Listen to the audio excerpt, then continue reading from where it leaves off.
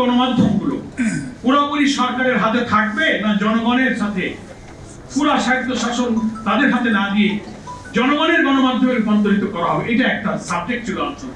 Second, সরকারি বিজ্ঞাপন বন্টনের ব্যাপারে স্বচ্ছ নীতি থাকতে হবে। তৃতীয় ছিল স্বাধীন মিডিয়া কমিশন অথবা একটা কাউন্সিল গঠন করতে হবে। চার ছিল সাংবাদিকদের পেশাগত নিরাপত্তা ও অধিকারের সুরক্ষা থাকতে হবে। পাঁচ, তথ্য অধিকার আইন ও সম্প্রচার নীতিমালার উন্নয়ন করতে হবে। ছয়, ডিজিটাল ও অনলাইন গণমাধ্যমের জন্য স্বচ্ছ নিয়ন্ত্রক একটা কাঠামো থাকতে হবে। বেসিক ৬-৭টা বিষয়ে এই কমিশনে আলোচনা হয়েছিল, কিন্তু সবাই ঐক্যমত্য হওয়া সময় চলে যায়, ওদিকে ইলেকশনের জন্য তাড়াতাড়ি দিতে হবে, ঘনভোট দেওয়া, এই সমস্ত করতে করতে মেজর 6টা রিফর্ম কমিশন ঐক্যমত হলো। এইটা আর আলোর মুখ দেখেনি, যে কারণে আজকে তথ্য সম্প্রচার খাতের সংস্কার আলোচনার বিষয় হয়ে আসছে। আমি এই প্রবন্ধের মধ্যে খুব সত্য জিনিসগুলো তুলে নিয়ে আসা, এখানে কোনো নেগেটিভ কথা নেই। আমি আমার মনের দুটো কথা আপনাদের কাছে, সংস্কার কখন হবে? জাতির ভাগ্যে যদি সুদিন আসে তখন হবে, কিন্তু জাতির প্রতি এটা আলোচিত হোক। সংবাদ পত্র বা গণমাধ্যম মিডিয়া বলেন, এখন নতুন করে সোশ্যাল মিডিয়া এসেছে, এর সবকিছুর লক্ষ্য হচ্ছে কিন্তু জনগণকে সত্য তথ্য অবহিত করা, মানুষকে সত্য তথ্য অবহিত করতে হবে। এবং এডিটোরিয়াল যে পলিসি থাকে সেটা যথাসম্ভব সততার উপরে প্রতিষ্ঠিত থাকতে হবে। প্রবন্ধকার বলেছেন যে কর্পোরেট হাউসগুলোর হয় ব্যবসায়িক স্বার্থ, নাইলে রাজনৈতিক স্বার্থ।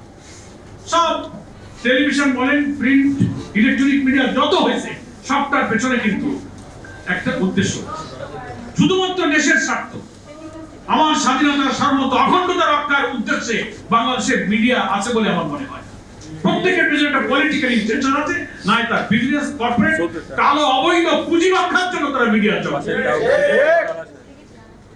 অথচ আমাদের যারা পূর্বসূরি প্রাচীন সংবাদপত্র, দুইটা পত্রিকার কথা বলি, এখানে অনেক সিনিয়র রিপোর্টার আছেন।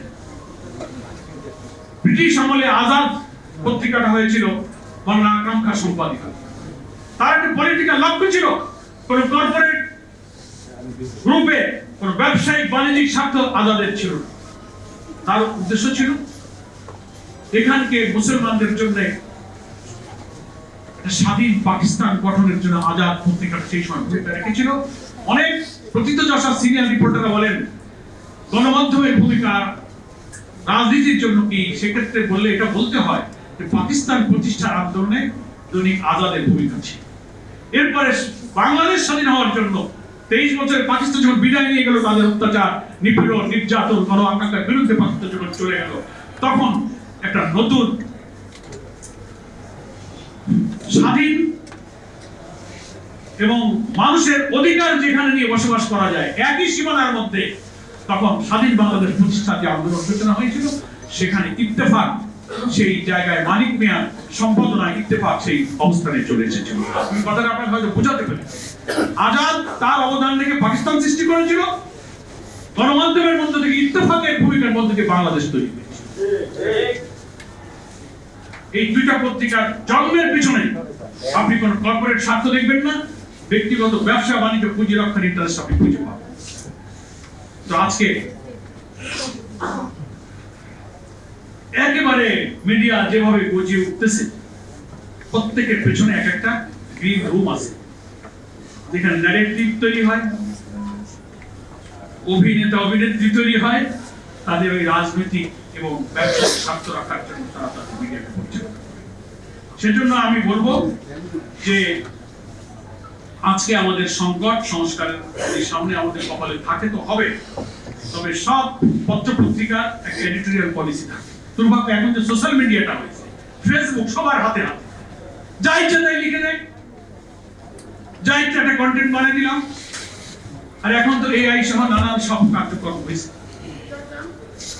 এই যে আমার আগে আমার মজুমদার ভাই বললেন ফেক, মিস ইনফরমেশন, ডিসইনফরমেশন, এগুলো কন্ট্রোল করার কোনো কিছু নাই। পত্রিকা, ইলেকট্রনিক প্রিন্ট যাই হোক, তার থেকে এডিটোরিয়াল পলিসি থাকে, কিন্তু ফেসবুক সোশ্যাল মিডিয়াতে কোনো এডিটোরিয়াল বোর্ড আর কোনো পলিসি নেই। মনে যা আসে লিখে দিলাম, টিপ দিলাম, চলে গেল। কারো 12টা বাজলো, কেউ 28 উঠতে, কেউ 28 থেকে 8 টেপ করলো, এডিটোরিয়াল কোনো পলিসি নেই। নিয়ন্ত্রণ নাই। ফলে এটার কারণ কি? শতাব্দী জুড়ে প্রায় 100 বছর ধরে গোটা জাতি সভ্যতার মধ্যে একটা নৈতিক সংকট কিন্তু চলছে। সিনিয়র জার্নালিস্টরা বলবেন, আমার অল্পদিন সাংবাদিকতার অভিজ্ঞতা আছে। সিনিয়র সাংবাদিকরা সাংবাদিকতার পেশাকে উন্নত বিশ্বের সাথে তুলনা করে বলে থাকেন যে barometer of civilization, journalism is the barometer of civilization. সাংবাদিকতা হচ্ছে সভ্যতার মাপকাঠি। কোন দেশ কোন জাতি কত সভ্য সেটা সাংবাদিকতার স্ট্যান্ডার্ড দিয়ে মাপা। কেউ বলে সাংবাদিকতা হচ্ছে জাতির বিবেক, জাতির দর্পণ, গণতান্ত্রিক রাষ্ট্র কাঠামোর একটা অন্যতম স্তম্ভ, পিলার, এগুলো দিয়ে সম্মানিত করা হয়। কিন্তু এটা কেন হচ্ছে না? তার কারণ হচ্ছে যে যুগের পর যুগ নৈতিকতার সংকট আমাদেরকে গিলে খাচ্ছে। দুর্নীতি, ডিপ্লোম্যাসির নামে নীতিহীনতা আমাদের সব সাংবাদিকতার হাউসগুলোর উপরে চেপে বসেছে। আপনি দেখেন, বিশ্ববিখ্যাত আমি 2-3টা মিডিয়ার নাম বলি, দ্য ইকোনমিস্ট, টাইমস, নিউজউইক, দামি দামি পত্রিকা। মানের দিক থেকে দেখতে খুব ভালো এবং তথ্য অনেক থাকে, তথ্য সমৃদ্ধ। কিন্তু সাধারণ মানুষ কিন্তু বুঝতে পারে না তার ভেতরে কি ধরনের তথ্য বিভ্রান্তি এবং নীতিহীনতা থাকে, সাধারণ পাঠকরা বোঝে না।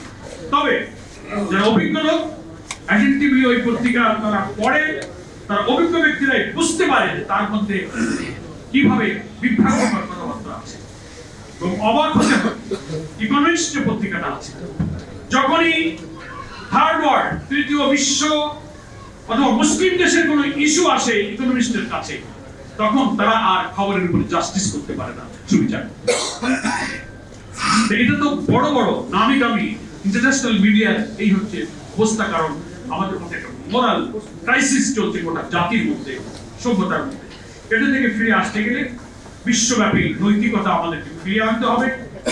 তখন ওই মিস ইনফরমেশন বলি, ফেক নিউজ বলি, ইনফরমেশন বলি, এগুলো আমাদের দেবে। অনেকে বুঝাতে চান যে না, আমাদের সবকিছু ব্যবহৃত মুক্ত চিন্তার একটা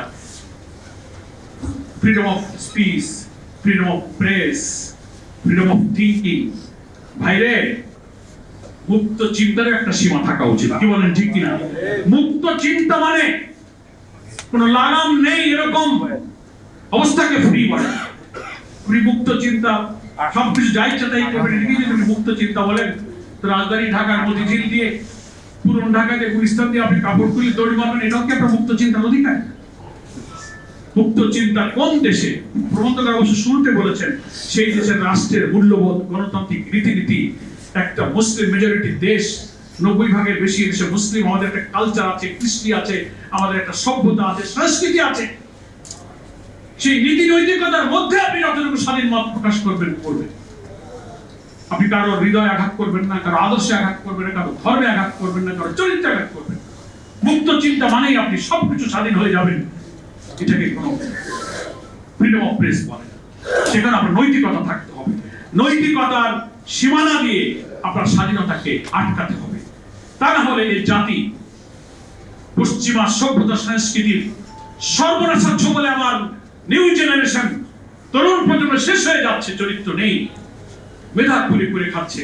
আমাদের সেই অপরিণামদর্শী ভবিষ্যতের দিকে হয়তো যেতে হতে পারে। আমরা আজকের অনুষ্ঠানের সভাপতি আবুল আসাদ ভাই মূল্যবান কিছু কথা শোনার জন্য আমি আর কথা না বলি এখানেই শেষ করতে চাই। প্রবন্ধকার, বিদগ্ধ আলোচকবৃন্দকে আমি আবারও ধন্যবাদ জানাই যে চিন্তার সুযোগ তারা করে দিলেন। সংস্কারের মধ্য দিয়ে গণমাধ্যম স্বাধীন হোক, মানুষের সত্য তথ্য তুলে ধরার জন্য এখানে সততার প্রবাহে আমাদের গণমাধ্যমের মধ্যে একটা নতুন আলোয় উদ্ভাসিত হোক।